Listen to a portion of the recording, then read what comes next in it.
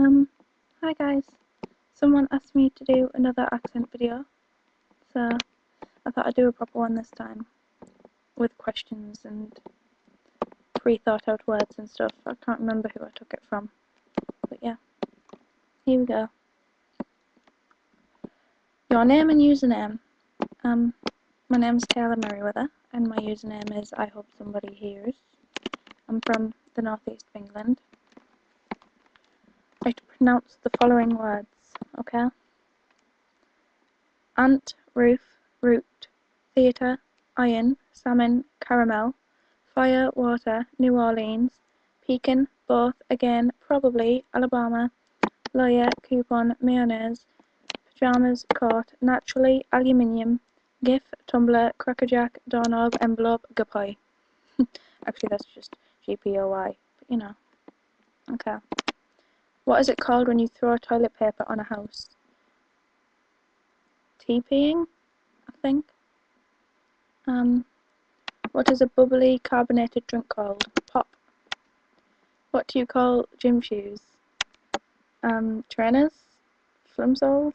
One of the two. What do you call your grandparents? Grandad and Nana. What do you call the wheeled contraption in which you carry groceries at the supermarket? It's a trolley. What is the thing you change the TV channel with? It's either a remote or a clicker. Choose a book and read a passage from it. Okay, I pre-decided this, and I'm sure a lot of you all know it, because it's a very popular book. Okay, here we go. The air exploded. They had been grouped together, Harry, Ron, Hermione, Fred and Percy, the two Death Eaters at their feet, one stunned, the other transfigured, and in that fragment of a moment, when danger seemed temporarily at bay, the world was rent apart. Harry felt himself flying through the air, and all he could do was hold on as tightly as possible to that thin stick of wood that was his one and only weapon, and shield his head in his arms. He heard the screams and yells of his companions, without a hope of knowing what had happened to them. And then the world resolved itself into pain and semi-darkness. He was half buried in the wreckage of a corridor that had been subjected to a terrible attack. Cold air told him that the sides of the castle had been blown away, and hot stickiness on his cheek told him that he was bleeding copiously. Then he heard a terrible cry that pulled out his insides, that expressed agony of a kind neither flame nor curse could cause, and he stood up, swaying, more frightened than he had been that day, more frightened perhaps than he had been in his entire life, and Hermione was struggling to her feet in the wreckage, and three red-headed men were grouped on the ground where the wall had blasted apart.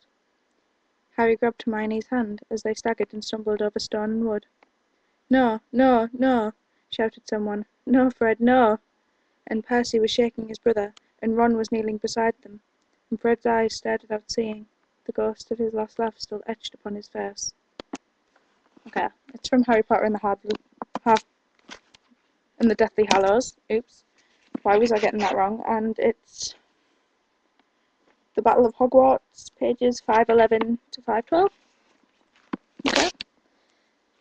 And do you think you have an accent? Everyone in the world has an accent, whether they believe it or not. So, yes. Okay. I'm done now. Bye.